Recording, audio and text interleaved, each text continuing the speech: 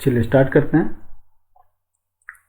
Last class में हमने देखा था कि HTML की कोडिंग द्वारा एक वेब पेज में हम टेबल किस प्रकार से लेते हैं, किस प्रकार से उसमें डेटा को इंसर्ट करते हैं, किस प्रकार से उसमें डेटा फीड करते हैं। ठीक है, आज हम सीखने वाले हैं कि टेबल जो टैग हमने लिया है उसके एट्रीब्यूट्स कौन कौन से होते हैं और किस प्रकार से कार्य करते हैं। जैसे कि अभी एक टेबल हमारे सामने दिख रही है यहाँ वेब पेज के ऊपर, लेकिन एक प्रॉपर टेबल की तरह नहीं दिख रही है। तो आज हम कुछ इस प्रकार के एट्रीब्यूट्स लेने वाले हैं जिसकी सहायता से हम टेबल को और ज्यादा अट्रैक्टिव बना सकते हैं। जैसे कि एक टेबल में अभी आपके सामने शो करूं, एक ये टेबल है हमारे पास। थोड़ा सा हम इसको स्क्रीन को इंक्रीज करते हैं, थोड़ी साइज इसकी।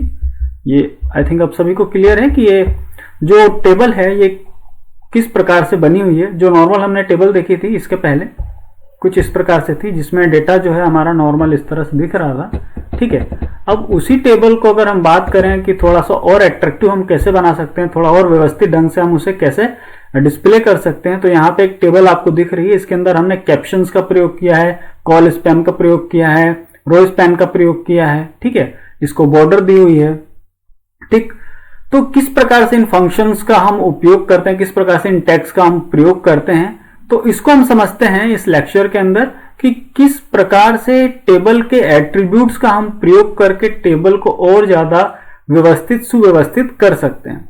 चलिए अब देखिए, जैसे कि यहाँ पर ये टेबल आपको दिख रही है, यहाँ पर ये जो हमने मार्क्स लिया हुआ है, इस मार्क्स के लिए देखिए यहाँ पर ये अलग अलग जो है हमारे मेजर माइनर सब्जेक्ट है। और वहां पर एक जो हम इसको जैसे एक्सेल में हम पढ़ते हैं, ठीक है, मर्ज एंड सेंटर, तो हमने यहाँ पे सभी जो इसके कॉलम से इसको मर्ज किया हुआ है। यहाँ पर नेम के लिए यदि हम बात करें तो नेम के लिए देखिए, नेम के लिए हमने तो अलग अलग रो को यहाँ पे मर्ज किया हुआ है। ठीक है, तो इसके लिए किस प्रकार की कोडिंग होती है, किस तरह से हम कोडिंग करते हैं, इसको समझते हैं। तो अब इसको मैं थोड़ा यहाँ पे क्लोज करता हूं और हम चलते हैं इसकी कोडिंग के ऊपर। ठीक है, इसकी कोडिंग को हम ओपन करते हैं नोटपैड के अंदर।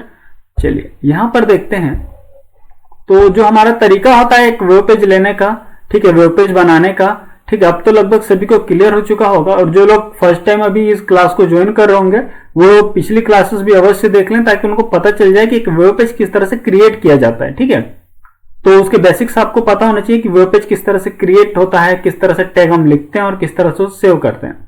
आज के इस लेक्चर में चूंकि हम बात करने वाले हैं टेबल के एट्रीब्यूट्स की, तो बेसिक चीजें तो हम पहले ही लिख चुके हैं यहाँ पर जो आपको डिस्प्ले हो रहा है। ठीक है, मैं एक एक चीज को यहाँ पे एक्सप्लेन कर देता हूं ताकि उससे और आपको आसानी हो जाएगी। फिर भी मेरा सजेशन रहेगा आप सभी से, जिन्होंने पहले के लेक्चर्स नहीं देखे होंगे वो एक बार जरूर उसे देख लेना, उससे जो बेसिक्स हैं वो क्लियर हो जाएंगे आपको, तो और ज्यादा प्रोग्रामिंग करने में, इसकी कोडिंग करने में आपको आसानी होगी। चलिए ठीक है, देखते हैं यहाँ पर फर्स्ट जो हमारा टैग स्टार्ट हुआ HTML से स्टार्ट हुआ है। HTML टैग से हमारा पेज स्टार्ट होता है, क्योंकि हम कोडिंग स्टार्ट कर रहे हैं तो कोडिंग हमारी HTML से स्टार्ट होती है। उसके बाद हमने यहाँ पे लिया हुआ हेड क्यों लेते हैं, तो हेड का लेने का विशेष रीजन है, जो हम टाइटल देते हैं या फिर जो स्पेशल इसके ऊपर स्टाइल अप्लाई करनी है उसकी कोडिंग हम हेड में करते हैं। फिलहाल हमने टाइटल देने के लिए हेड का प्रयोग किया। हेड के अंदर हमने लिया है टाइटल। ठीक है, टाइटल में हमने नाम दिया हुआ है टेबल एट्रीब्यूट्स का, जो हमें वेब पेज के टाइटल के रूप में स्क्रीन पर दिखता है। ठीक, उसके बाद स्टार्ट होती है बॉडी। चूंकि सारा का सारा जो भी हमारा टास्क है वो बॉडी के अंदर ही परफॉर्म होगा, तो यहाँ पर हमने टैग लिया हुआ है बॉडी टैग। और बॉडी टैग के बाद यहाँ पे आप देख रहे हैं टेबल टैग है हमारे पास। ठीक है, ये हमारा टेबल टैग है और टेबल टैग के बाद स्पेस दे करके हमने एक यहाँ पे कोड लिखा हुआ है बॉर्डर, और उसकी वैल्यू दे रखी है 2। ठीक है, अब ये क्या है, तो ये एक टेबल का एट्रीब्यूट है जो क्या करेगा, वहां पे वो टेबल का जो हमने पहले एक टेबल देखी थी उस टेबल में क्या था, ठीक है, पहले वाली टेबल में देखे तो यहाँ पे सिर्फ डेटा था। ठीक है, और उसके बाद ये जो हमने नई वाली टेबल ली उस टेबल में क्या है, डेटा तो है ही, डेटा के साथ उसका अलाइनमेंट भी बहुत ही सुंदर तरीके से है, और यहाँ पे बॉर्डरिंग वगैरह हुई है, वो और ज्यादा हमको इफेक्टिव और अट्रैक्टिव यहाँ पे दिख रही है। चलिए, तो यहाँ पर हम देखें तो अभी जो है हमने यहाँ पे बॉर्डर ली हुई है। बॉर्डर कितनी ले रखी है, 2 ले रखी है इसकी। ठीक है, और बॉर्डर के बाद अगला जो है वो है कोड हमारा TR। ठीक है, TR कोड किस काम आता है, तो TR से हम एक रो डिफाइन करते हैं। ठीक है, यहां पर ये TR किसको बता रहा है, TR बता रहा है टेबल रो को। ठीक है, हम फर्स्ट वाली रो की बात कर रहे हैं, तो फर्स्ट वाली जो हमारी रो है,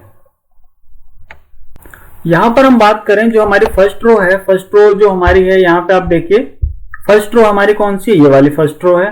ठीक है, इस फर्स्ट रो में हमने क्या देखा कि जो हमारा नेम है, ठीक है, नेम को हमने क्या किया है, 2 रो के कॉम्बिनेशन से बनाया हुआ है। ठीक है, एक जो हमारी जो मार्क्स की है और एक जिसके अंदर हमने सब्जेक्ट्स लिखे हुए हैं, मेजर, माइनर, वोकेशनल।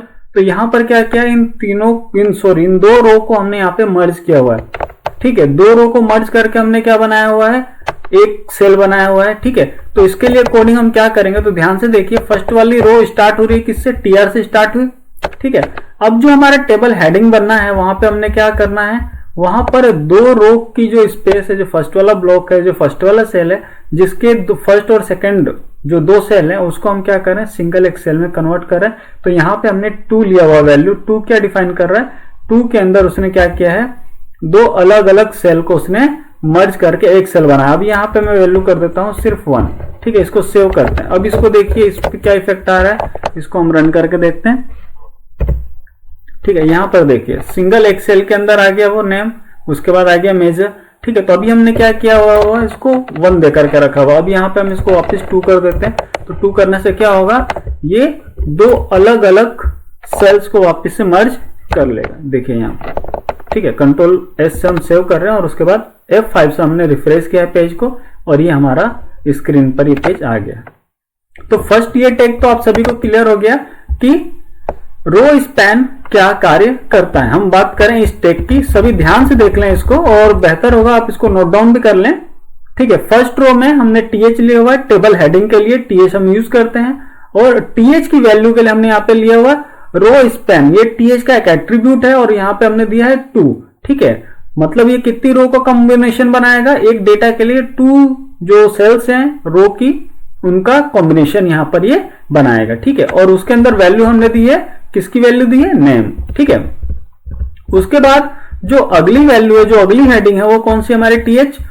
ठीक है, TH है मार्क्स की हेडिंग। ठीक है, और उसके लिए हमने क्या किया है, 3 अलग अलग कॉलम्स को हमने यहाँ पे मर्ज किया हुआ है। ठीक है, अगर आप देखें यहाँ पर तो ये अलग अलग, ये 3 हमारे पास कॉलम थे, एक ये मेजर, एक माइनर, ये वोकेशनल, 3 अलग अलग कॉलम थे और तीनों को हमने मर्ज करके सिंगल एक यहाँ पे सेल बनाया हुआ है। और उसके लिए जो हमने कोड लिखा है TH के लिए, TH हमारा क्या हो गया, टैग हो गया और ये उसका एट्रीब्यूट हो गया।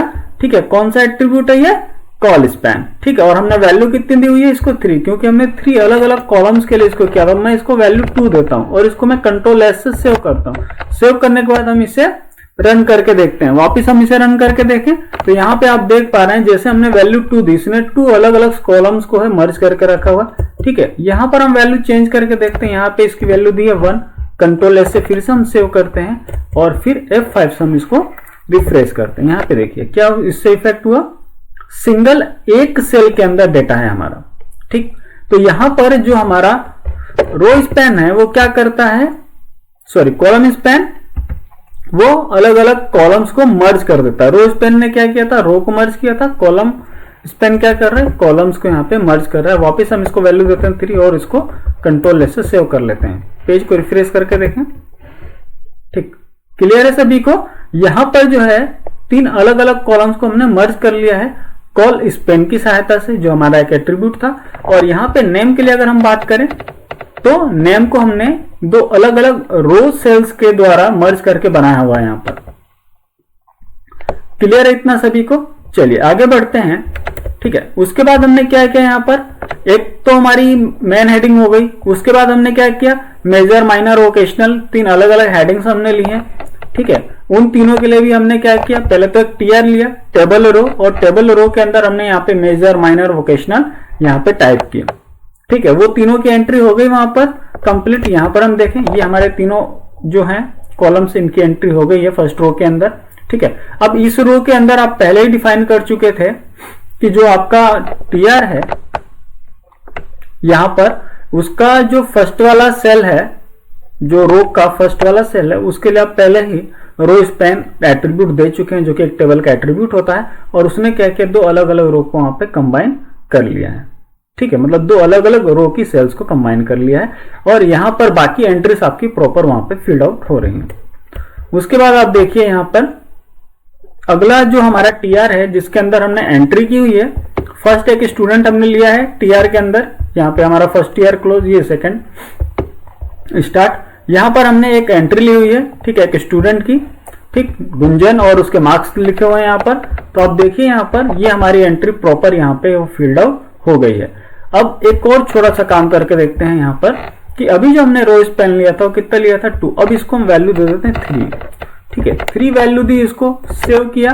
ठीक है, पेज को रिफ्रेश करके देखते हैं इस पे क्या इफेक्ट होता है।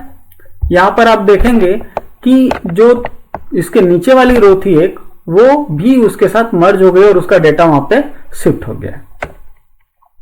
क्लियर। तो यहां पर जैसे ही आपने उसकी वैल्यू इंक्रीज की, ऑटोमेटिक उसने क्या किया, नेक्स्ट रो की भी सेल को उसने मर्ज कर लिया। ठीक है, और डेटा क्या हो गया, वहां पे शिफ्ट हो गया है।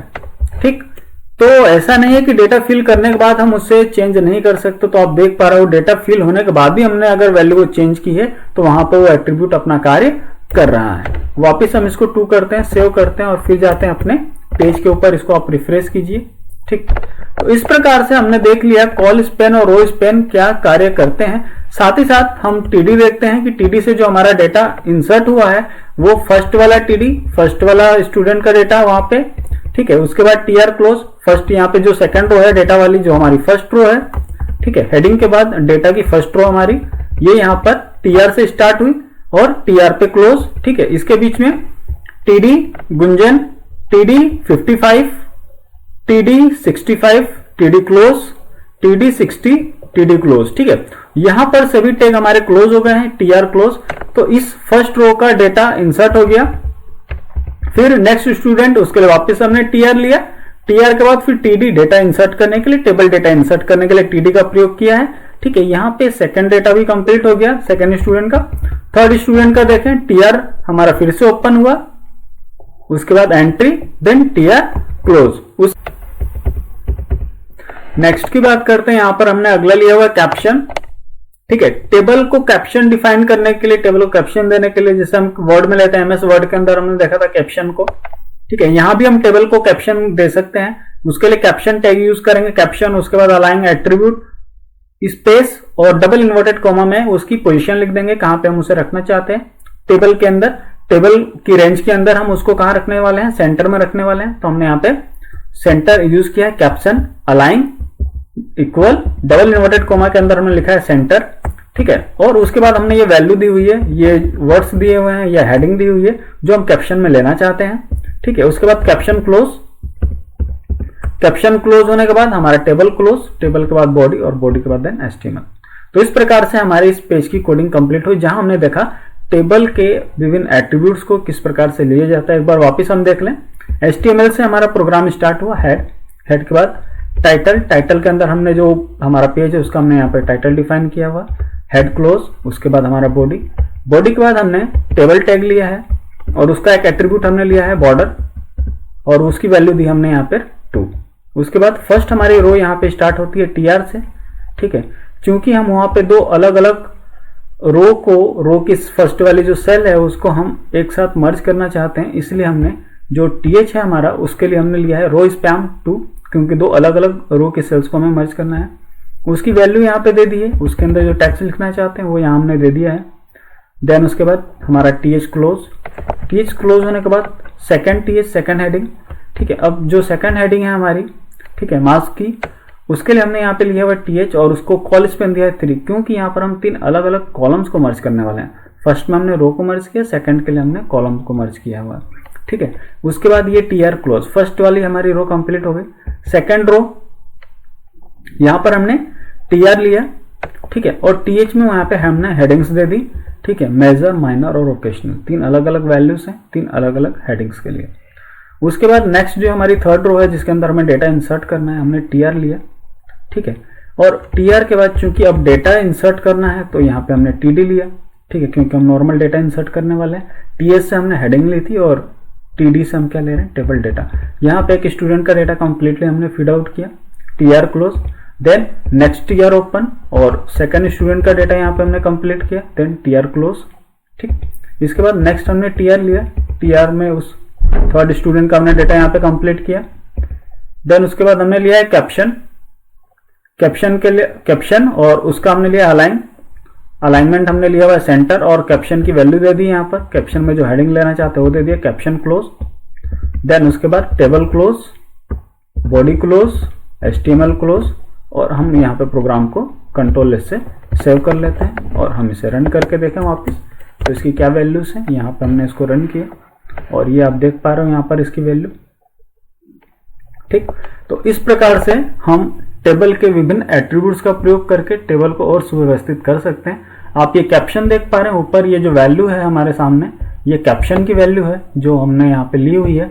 ठीक है, ये हमने बॉटम में जरूर डिफाइन किया है क्योंकि वो कैप्शन है, इसलिए बाय डिफॉल्ट वो क्या करेगा, कैप्शन को वो हेड पे ले आएगा। इस बात का आपको हमेशा ध्यान रखना है कि जब भी आप कैप्शन लिख रहे हैं, कैप्शन की वैल्यू कहाँ आएगी, उसका सेंटर में, अगर आपने सेंटर लाइन लिया हुआ सेंटर में आएगी, हेड पे आएगी, वो डिफाइन करेगी उस टेबल के कैप्शन को। ठीक, अब नेक्स्ट इसके आगे वाली जो क्लास है उसमें हम क्या सीखने वाले हैं, उसमें हम सीखेंगे कि फॉन्ट्स के ऊपर अलग अलग जो उसके एट्रीब्यूट्स हैं वो किस प्रकार से अप्लाई कर सकते हैं और किस तरह से फॉन्ट्स को हम फॉर्मेटिंग कर सकते हैं। फॉन्ट फॉर्मेटिंग जो हमारा एक क्वेश्चन है उसको हम कंप्लीट करेंगे नेक्स्ट क्लास के अंदर। ठीक है, और अभी भी इस टेबल में यदि आपको कोई टेबल टैग को यूज करने में कोई दिक्कत आ रही हो तो आप बिल्कुल बताएं, आप उसके जो एट्रीब्यूट्स हैं उसको प्रैक्टिकली रन करके देखें। रन करने से चीजें और ज्यादा क्लियर होंगी आपको, और फिर कोई भी समस्या आती है, कोई ऐसी प्रॉब्लम आती है टैग को यूज करने में या इस HTML की कोडिंग से संबंधित, तो आप बाकायदा पूछ सकते हैं, कमेंट करके पूछ सकते हैं। ठीक है, चलिए क्लास को ओवर करते हैं। थैंक्स।